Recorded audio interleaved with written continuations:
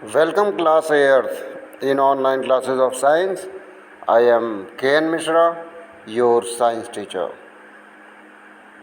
Class 8th, we are studying at present a chapter of Science 2, which is conservation of plants and animals. Understand? In this chapter, before today's online class, we have studied about wildlife. What is wildlife? Animals which are not tamed, मतलब undomesticated animals which used to live at natural place are known as wildlife animals. इसमें यहाँ तक हम लोग पढ़ चुके थे कि natural calamities such as droughts, forest fire has made many of the species extinct. इसमें एक्सटिंक्ट की बात हमने आपसे की थी. What is extinct? एक्सटिंक्ट का मतलब ख़त्म हो जाए. जैसे एक बहुत छोटी सी बर्ड आपके घर अभी 4-5 साल पहले आती रही होगी, जिसका नाम है स्पैरो. आजकल वो स्पैरो कम दिखती है. वो स्पैरो भी अबाउट टू एक्सटिंक्ट है. समझ में आ रही है बात? ख़त्म होने वाला है. आज हम लोग एक नई चीज़ डिस्कस करेंगे, इकोसिस्टम. इकोसिस्टम के बारे में एक लाइन में आपको इसकी डेफिनेशन बताएं तो जो रिलेशनशिप है लिविंग और नॉन लिविंग के बीच का, उसी की स्टडी हम करते हैं इकोलॉजी में. और दोनों के बीच में जो रिलेशनशिप है उसको हम इकोसिस्टम भी कहते हैं. Ecosystem consist of producer, consumer and decomposer. इन 3 चीज़ों से मिलके इकोसिस्टम बनता है. Producer, consumer and decomposer. तो प्रोड्यूसर किसको कहते हैं? जो अपना फूड खुद प्रिपेयर करे, यानी ग्रीन प्लांट. सॉरी. कंज्यूमर किसको कहेंगे? Those who depend on green plants for their food and survival. और डिकम्पोजर किसको कहेंगे? जो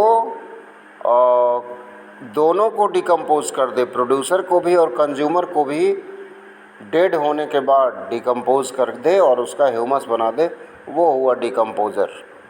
तो let us see what is written in your book about ecosystem.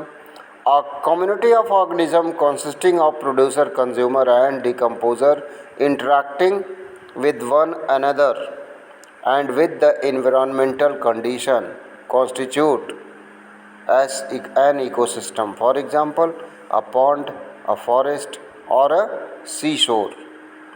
क्या समझ में आया जी? समझ में आया कुछ? What is an ecosystem? Ecosystem is a community of organism consisting of producer, consumer and decomposer interacting with one another and with the environment constitutes an ecosystem. यानी कि प्रोड्यूसर, कंज्यूमर और डिकम्पोज़र इंटरैक्ट करें अपने आप से और environment से भी, एनवायरमेंटल कंडीशन से भी, और ये सारे के सारे एक किसी ख़ास जगह पे अवेलेबल हों, तब हम उसको कहते हैं इकोसिस्टम. फॉर एग्ज़ाम्पल आपकी बुक में दिया हुआ है एक छोटे से पॉन्ड का इकोसिस्टम हम स्टडी के लिए ले सकते हैं. एक फॉरेस्ट का इकोसिस्टम हम अपनी स्टडी के लिए ले सकते हैं. या सी शोर भी एक छोटा सा इकोसिस्टम है. वहाँ पे भी कुछ प्लांट्स और कुछ एनिमल्स की स्पीसीज़ मिलती हैं. ठीक है. Now the relationship among species in an ecosystem are usually complex and finally balanced and removal of any one species may be disastrous. लिखा हुआ है डिजास्ट्रस. यानी कि जो रिलेशनशिप है स्पीसीज़ की किसी इकोसिस्टम में, स्पीसीज़ और उसके सराउंडिंग एटमॉस्फेयर का जो रिलेशनशिप है वो बहुत ही कॉम्प्लेक्स होता है और बिल्कुल बैलेंस्ड होता है. इसमें से अगर किसी सिंगल स्पीसीज़ को भी हम डिलीट कर दें, माइनस कर दें, तो ये बहुत ही हार्मफुल होता है उस इकोसिस्टम के लिए। एक एग्जांपल से समझते हैं। For example, if all lions are removed from the jungle, then deer population will increases to such a large extent that they will damage the entire jungle ecosystem due to overgrazing। ये बात समझ में आई? देखिए कैसे एक species का effect दूसरे species पे पड़ता है। लिखा हुआ है कि किसी फॉरेस्ट में से लायन की सारी स्पीसीज़ को हटा दिया जाए तो क्या होगा? डिसबैलेंस हो गया इकोसिस्टम। अब हमने लायन को हटाया तो डिसबैलेंस कहाँ हुआ? डियर का नंबर इंक्रीज़ कर गया उस फॉरेस्ट में, नंबर ऑफ डियर्स इंक्रीजेस। क्यों? क्योंकि डियर्स को यही लायन खाते थे। ठीक है जी। अब डियर्स का नंबर इंक्रीज़ कर गया तो उससे क्या फ़र्क पड़ेगा इकोसिस्टम पे? जब नंबर अधिक होगा डियर का तो वो ग्रेजिंग भी तो अधिक करेंगे, ग्रास की या लीव्स की। ग्रेजिंग अधिक करेंगे, और जब ग्रेजिंग अधिक करेंगे तो उनको लैंडेड एरिया अधिक चाहिए। ग्रास लैंड एरिया यानी कि ग्रास लैंड एरिया जो है वो अधिक चाहिए। अब ग्रास लैंड एरिया कम हो तो वो कंपटीशन से ही डेड हो जाएंगे। कौन? डियर्स। आपकी बुक में लिखा हुआ है कि the relationship among species in an ecosystem are usually complex and finely balanced, and removal of any one species may be disastrous. For example, if all lions are removed from the jungle, then deer population will increase to such a large extent that they will damage the another jungle, that they will damage the entire jungle due to overgrazing। Overgrazing करके वो complete जंगल को, forest के ecosystem को disturb करेंगे।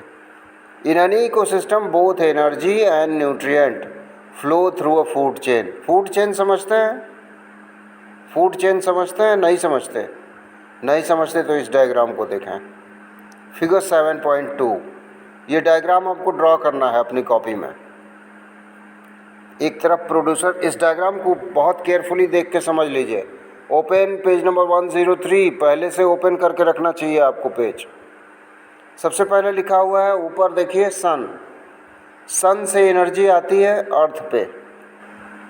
अर्थ पे कौन है? Green plants. Green plants को कहा जाता है प्रोड्यूसर। तो सन की एनर्जी को कौन ट्रैप कर रहा है? प्रोड्यूसर ट्रैप कर रहा है। प्रोड्यूसर से वही एनर्जी जा रही है हर्बीवोर्स में, और हर्बीवोर्स क्या है? कंज्यूमर है। फॉर एग्जांपल यहाँ डियर का एग्जांपल ले लीजिए, तो डियर जो है वो हर्बीवोरस एनिमल है। तो ये जो प्रोड्यूसर के भीतर जो एनर्जी सन से आई है वो एनर्जी हर्बीवोर्स में जा रही है। अब इस हर्बीवोर को खा लिया कार्निवोर ने, तो वही एनर्जी हर्बीवोर से कार्निवोर में चली गई। बात समझ में आ रही है? अब जब इस कार्निवोर की डेथ होगी या जब इस हर्बीवोर की डेथ होगी तो ये दोनों इस अर्थ पे आएंगे, सॉइल पे। तो सॉइल के भीतर होते हैं डिकम्पोज़र, ये सॉइल में होते हैं। डिकम्पोज़र का एग्जाम्पल है बैक्टीरिया और फंजाई। तो ये हर्बीवोर और कार्निवोर की डेड बॉडी को डिकम्पोज करते हैं, उसे ह्यूमस में चेंज कर देते हैं। ठीक, और वही ह्यूमस देखिए डिकम्पोज़र से एक एरो लगा के लिखा हुआ है, वही ह्यूमस फिर से एब्ज़ॉर्ब करती है सॉइल, और उस सॉइल से एब्ज़ॉर्ब करते हैं प्रोड्यूसर्स अपने रूट्स के थ्रू। तो ये एक तरह का चेन चलता रहता है। इसी चेन को हम कहते हैं फूड चेन। ठीक है जी। इसमें लिखा हुआ है flow chart showing transfer of energy and nutrients through a food chain in any ecosystem। ऐसे ही होता है, एनर्जी का ट्रांसफ़र होता है हमेशा। ठीक है। अच्छा, एक लाइन और ऊपर से बनी हुई है, उसको भी देख लेते हैं। लिखा है flow of energy and nutrient कभी कभी प्रोड्यूसर से डायरेक्ट ये एनर्जी जाती है कार्निवोर में। ये एक एरो बना के लिखा हुआ है। ये फिगर समझ में आ गया सबके? फिगर 7.2। इस फिगर को ड्रॉ करेंगे, बहुत अच्छे से ड्रॉ करेंगे। ये आपका होमवर्क है और साइंस की कॉपी में नहीं, इसको हम लगाएंगे किसमें? वो जो फाइल आप बनाते हैं, बायोलॉजी शीट लगाते हैं, क्या कहते हैं उसको? Project file. तो ये प्रोजेक्ट फाइल में लगेगा फिगर 7.2। ठीक है। Now come to remaining portion. These nutrients and energy are used by carnivore, both herbivore and carnivore. These nutrients are returned to the soil through decomposer, that is bacteria and fungi, which decompose the waste and dead remains of plants and animals back into nutrients in the soil. In this way, nutrients get cycled, and this is very crucial to the stability and survival of the ecosystem. Clear हुआ? Ecosystem clear हुआ? तो इससे पहले वाले video में हम लोग wild life के बारे में बहुत डीप स्टडी किए थे। आज हम लोग बहुत डिटेल स्टडी किए इकोसिस्टम के बारे में। ठीक है बच्चों? Draw this flow chart figure 7.2 in your project file and send this page on my personal WhatsApp number before 4 p.m. for checking purpose. Clear? Stay home students and be safe. Thank you class. Thank you.